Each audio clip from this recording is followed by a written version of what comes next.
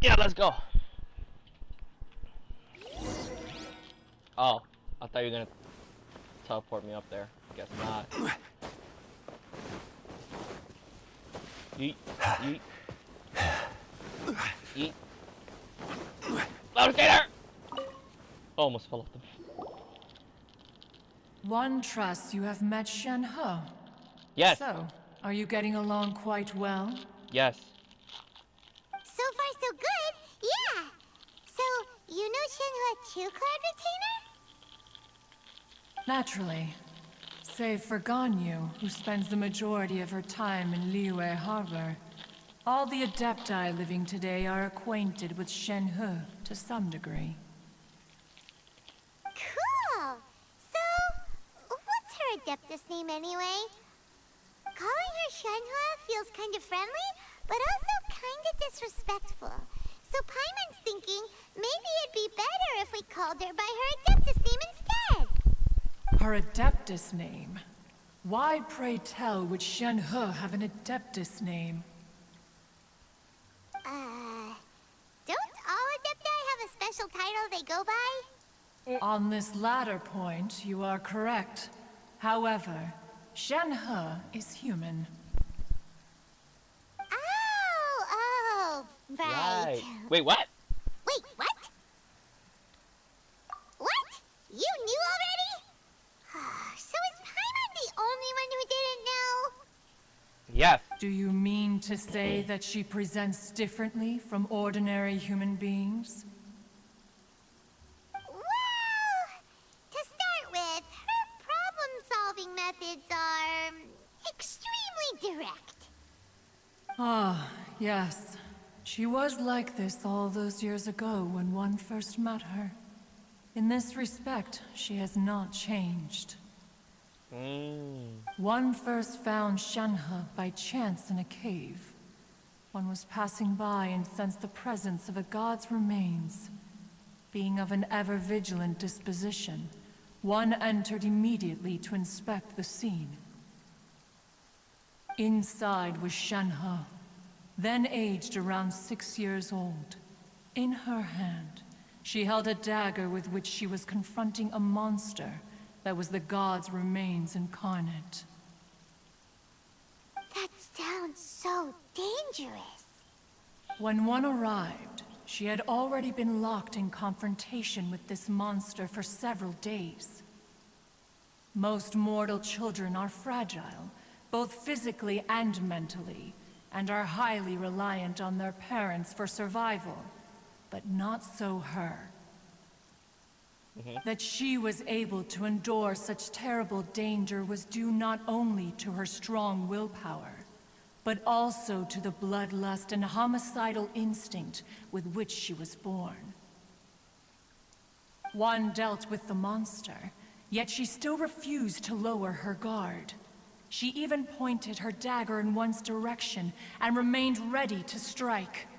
Only after she was satisfied that one had no intention to cause her harm did she finally relent. She then passed out without uttering a single word. In other words, if you hadn't passed by that day, Shenhua might have... Not necessarily. Upon one's arrival, one could sense that the god's wrath was gradually receding. Even had the stalemate continued, one suspects that Shen He may have still emerged the victor of the confrontation.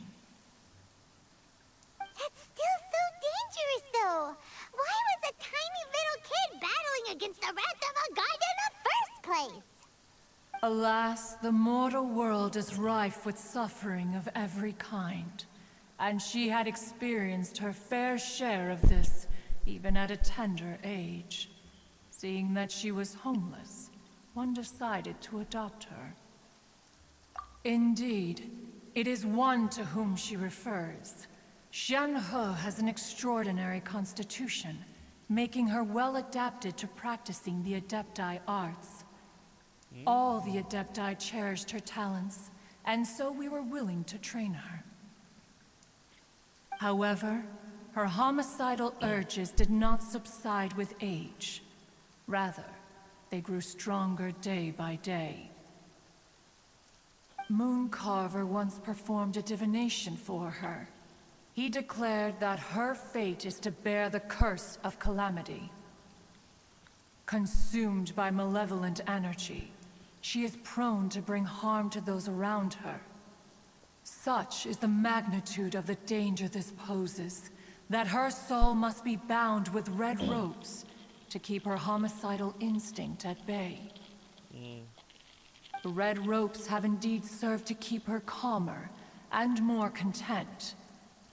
They also seem to have rendered her somewhat inexpressive.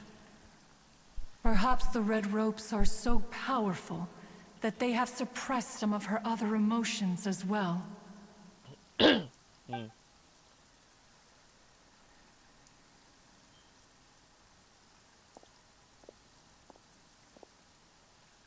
It is only by fate that people's paths may cross.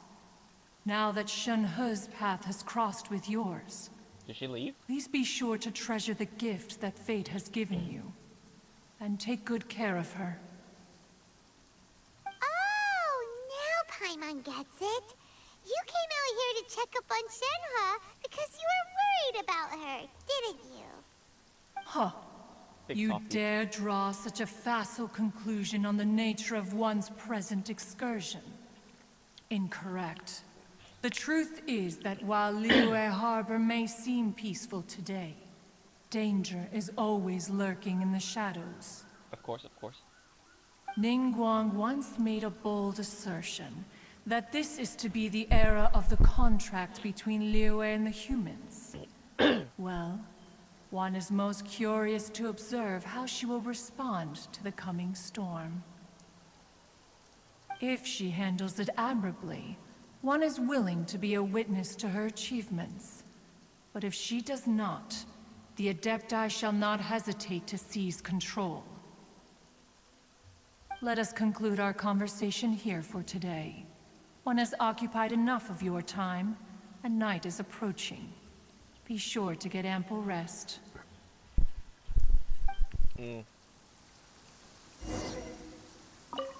A human raised by the Adepti is precisely what Liyue needs right now. It is also what the Adepti wish to give to Liyue. Okay.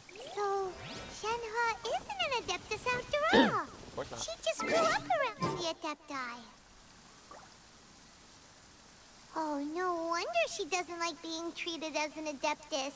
Having everyone falling over themselves to show their respect all the time must be kind of hard to deal with. Yeah. Oh my god. Osmanthus wine tastes the same as I remember. But where are those who share the memories? Shut up. I hate you already. No, I'm joking. Oh, god damn it. You and your goddamn Osmanthus wine. Mine tastes the Oh, god damn it, he's still going! same as I remember. Good. Good. Thanks for the cutscene. Hey, so, Shenhe, Master has relayed my situation to you, I take it. oh? How did you know? Because he was there, listening. I'd intended to wait until you came back before going to sleep, but I didn't hear you come in. I was worried that something may have happened to you, so I went outside to check and caught sight of my master. On top of this, you have been acting very strangely around me this morning, causing me to suspect that my master must have told you everything about me. After all, Master is very talkative. Yes. Sorry, Shenhe. Paimon had you down as an Adeptus this whole time, but it turns out Paimon was wrong. It's okay. I don't mind. The fault is mine for not explaining everything to you sooner, because in my experience, trying to explain is a futile pursuit. Still, though you mistook me for an Adeptus, I you didn't take never you- treated me as distant and unapproachable. I didn't take yours Instead, in you the treated time. me as you would a friend. Paimon For did. this, I am very grateful indeed. To be fair, we've met our fair share of real Adepti, too. Anyway, now it's settled. From now on, you're our friend. Whether you're an Adeptus or a human isn't the important thing. First and foremost, just plain old friends. Of course. Got it. Although I don't know quite what it entails in terms of what I have to do, I must say I like the title Friend very much indeed. Title Great! Well, now that we're all rested up, we should start searching for the other 2 items on the list. But before we do that, let's go to the building site and ask Ningguang's little helper how the progress is going. After all, Sunset Vermilionite is so rare. Paimon doubts many competitors will really be able to find any. If it turns out some of them have given up already, we'll be able to take things a little more slowly. Oh, and another thing. We bought some grilled chicken drumsticks on the way back last night. There was a place just outside. Here's one for you, Shenhua. Try it. They're so good. I concur. It has a rich flavor, far more agreeable than those I've cooked for myself in the look wilderness who it in the is. past. Oh, and Beto too. Oh. Whee. God damn it. Look! The Jade Chamber is floating into the sky! But it seems to be tied down by something. That's because it's not finished. Hey, Bywin! And hey, Beto! And hey! Person Paimon doesn't know? Given the enormous scale of the Jade Chamber, we split the construction work into 2 phases to make sure the structure remains balanced. Before we find some suitable plastrite, we build the Jade Chamber's keel at ground level. Once the plastrite is ready, we place it into the keel and let the partially constructed Jade Chamber rise up to the height of the surrounding mountain peaks. All The right. remainder of the construction work is then carried out at that altitude. Once everything is ready, we release the iron tethers and allow the Jade Chamber to rise to its target altitude. Miss Bywin, we've brought some new materials to submit. One moment, I'll be right there. The construction work has only been able to progress this rapidly thanks to the plastrite provided by you. Lady Ningguang is most grateful and looks forward to seeing more of your work. Wow, can't believe you sourced the plastrite so quickly. It's the key piece of the puzzle. Hell yeah. Looks like you beat us to the punch. Beto? You're joining the Jade Chamber contest too? Sure am. I Sure happened to am. get my hands on a chunk of Sunset Vermilionite on a voyage a while back, so I figured I'd bring it over. Huh. So even though it's rare, we're not the only ones who managed to get a hold of it. Oh, I've got some introductions to do. This is the renowned Miss Yun, or Yunjin, probably the most famous figure in the Liyue opera scene. Greetings. These 2 are Paimon and the Traveler, both good buddies of mine. And this is... sorry, not sure we've met. Shenhua. I am there. Friend. Friend. Good to meet you. A friend of a friend is my friend too. Or, as I like to say, a mate of a crewmate is part of the crew. Of course. Miss Yun is also here for the contest. Turns out she needed to borrow a boat, so we came together.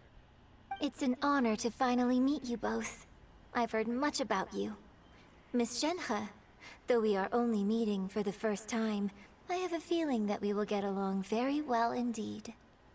To be honest with you all, I am in great need of this opportunity to ask Lady Ningguang a question. That's why I joined the contest. Thanks to my father's connections, I was able to acquire a specimen of the plastrite required. Fortunately, it was approved for submission, despite being a little on the diminutive side. Wow. So it looks like the 3 of us are competitors now. Excuse me for prying, Miss Shenhe, but are you competing as well? No. No, I don't have any questions for Ningguang. I just wanted to help her win. In that case, I have a proposal to make. Lady Ningguang said that the first 3 contestants to procure all 3 materials will be awarded the chance to ask a question. Well, there are 3 teams here. We can split the prize between us. Instead of competing against each other, we could work together to secure the top 3 places between us.